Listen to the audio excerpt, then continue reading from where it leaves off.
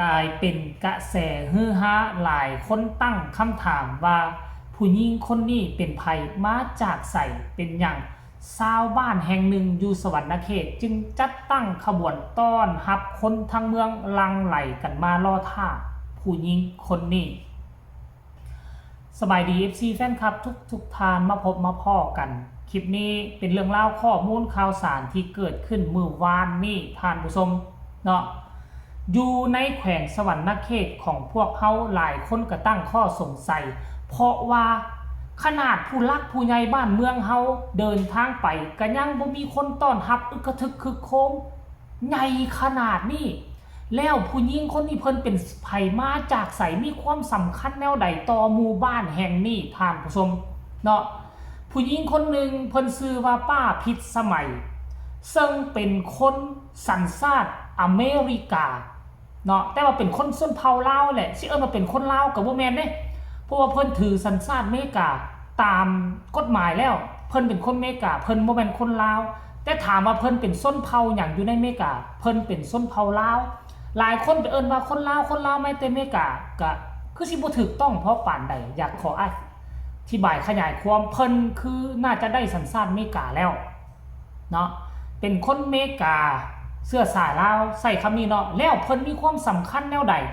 ต่อคนหมู่บ้านแห่งนี้เนาะเมื่อวานนี่เองเห็นแม่ป้าพิษสมัยนี่นะเพิ่นได้เซาเฮลิคอปเตอร์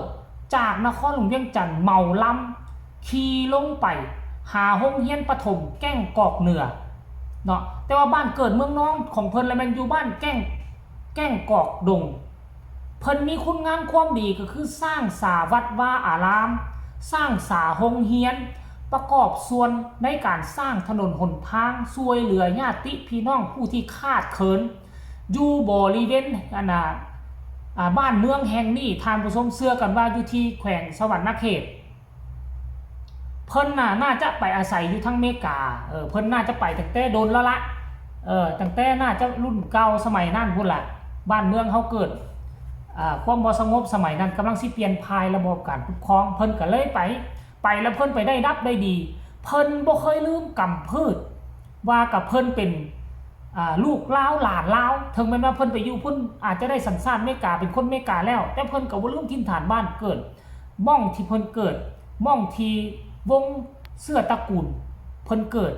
เพิ่นก็เลยพอมีอยู่มีกินแล้วก็เลยเข้ากลับคืนมาช่วยเหลืออันนี้จึงเป็นสาเหตุเป็นอย่าง2-3 มื้อนี่เห็นคนแชร์กันทั่วโซเชียลโอ้เป็นอย่างเราเป็นผู้รักผู้ใหญ่วะคือให้เกียรติคือต้อนรับเราขนาดนั้นแท้บางคนก็บ่พอใจโอ้นู่นนี่นั่นเหมาะสมหรือบ่สำหรับค่อยคิดว่าเหมาะสม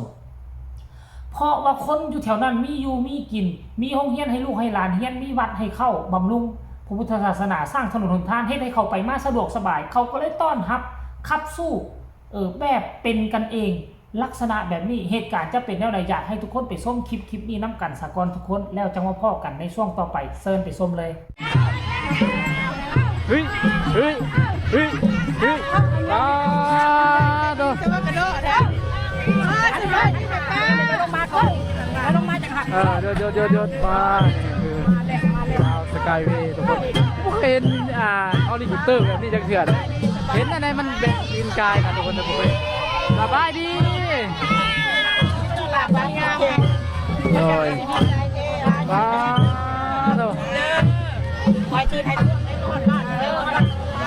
ได้พวกอะไรต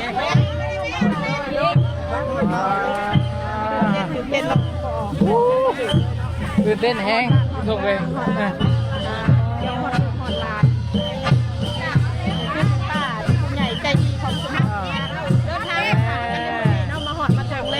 มาถึงแล้วแม่บ้านนะครับสวัสดีแม่บ้านโอ้ยมาถามโอ้ไอ้กัปตันเธอได้นะโอ้สบายคล้องไอ้เพิ่นได้ไอ้กัปตันโอ้จะมากระโดด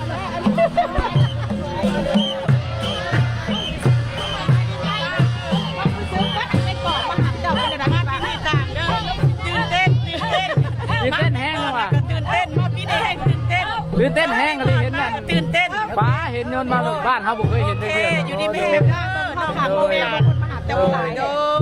ยโอเค เรียนหรอนาทีเด้อคนเด้อ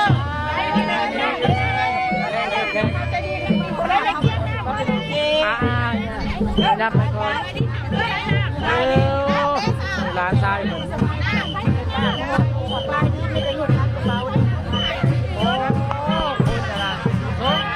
เขาไล่ให้ไล่ว่ะ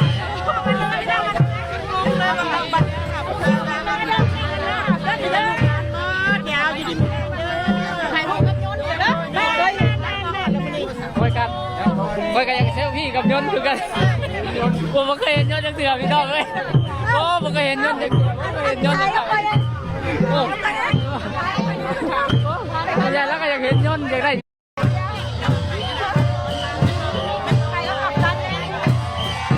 โปรโซนด้วย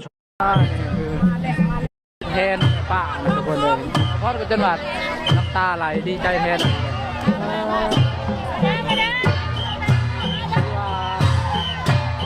ผู้คนว่าญาติพี่น้องไม่จะพอนะบ้านเก่านะทุกคนมาต้อนรับป้านะ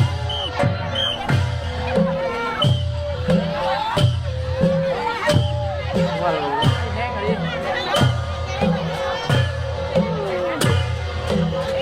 ต้องพูดบ้านเก่าอันนี้ก็บดถอยหน้าถอยหลังไม่ทุกคน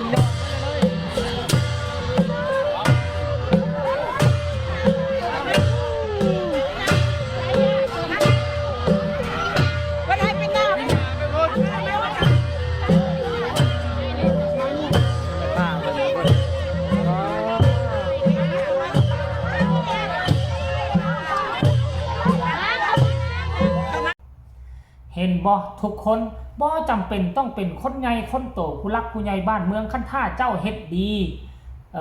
เจ้าเฮ็ดดีช่วยเหลือเอื้อเพื่อเฟือแผ่ไปท่องถิ่นใดท่องถิ่นนั่นก็จะต้อนรับขับสู้เจ้าแบบนี้เปรียบเสมือนเศรษฐีเมกาเสื้อสายลาวเว้าซื่อๆว่าเศรษฐีเมกาเสื้อสายลาวมาเยี่ยมยามบ้านเกิดท่านผู้ชมเห็นแล้วก็โอ้ยหลายคนก็ตื่นเต้นหมดทุกคนแหละได้ยินว่ามากันทั้งเมืองว่าซั่นตื่นเต้นแห้งแล้วบ่เคยไปอยู่ใกล้เครื่องบินเฮลิคอปเตอร์ขนาดนี้แม้แต่ค่อยอายุ30กว่าค่อยก็ยังบ่เคยไปใกล้ในลักษณะ200เมตรแต่ยังบ่เคยไปใกล้ไปมอเขาเจ้าสามารถไปรูปค่ำเครื่องบินใกล้ๆหลายคนก็ตื่นเต้นทั้งตื่นเต้นอยากถ่ายรูปกับเครื่องบินทั้งตื่นเต้นอยากถ่ายคลิปอยากถ่ายรูปกับป้าพิษสมัยของเพิ่นทานผสมเนาะอันนี้คือแบบอย่างที่ดีของคนลาวเฮาที่ง่ายทินฐานบ้านเกิดไปอยู่ทั้งเมกามีอยู่มีกินบ่ลืมแผ่นดินแม่กลับคืนมาช่วยเหลือคนในหมู่บ้านคนอ้อมข้างหมู่บ้านอันนี้คือแบบอย่างที่ดีได้บางคนไปอยู่พุ่นแล้วมีอยู่มีกินแล้วก็มีแต่มาเสี่ยมมาซอมีแต่เว้าดูหมิ่นดูถูกประเทศลาวว่าบริหารบ่ดีคันเจ้าคิดว่าอยากให้ประเทศลาวมันก้าวหน้าก้าวไกลจงเอาแบบอย่างของป้าพิษสมัยเจ้ามีอยู่มีกินเจ้าก็มาช่วยสร้างถนนหนทางช่วยเหลือบ้านเกิดเมืองนอนของเจ้าให้มีอยู่มีกินให้เส้นทางมีเส้นทางใช้ที่ดีอันนี้คือแบบอย่างที่ดีเด้ออยากให้เอาแบบอย่างทานผู้ชม FC แฟนคลับเนาะสำหรับคลิปนี้ก็มานำเสนอให้ฟังนะครับในฮู้เพียงซ้ำนี้ก็แล้วกันเด้อทุกคนพวกเจ้าเห็นแล้วพวกเจ้ามีความรู้สึกแนวใดก็สามารถคอมเมนต์มาได้ทางใต้คอมเมนต์แลกเปลี่ยนบทเรียนน้ำกันฝากกดไลค์ฝากกดแชร์ฝากกดติดตามพ่อกันใหม่ในคลิปหน้าลาทานผู้ชมไปก่อนสบายดี